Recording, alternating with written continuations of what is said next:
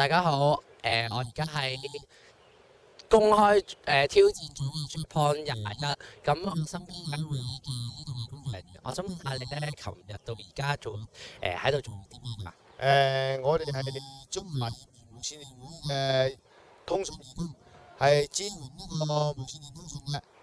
咁我想問下你哋琴日食過啲咩嚟啊？琴晚咧真係比較凍，就我哋就幾個人咧就打邊爐，有啲肉丸啊，魚片仲有啲米粉啊，都豐富。咁你琴日覺得呢度凍唔凍啊？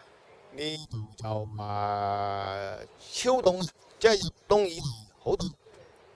咁好，唔該晒你啊好。BBC 網上電台有謙喺 Checkpoint 21報道。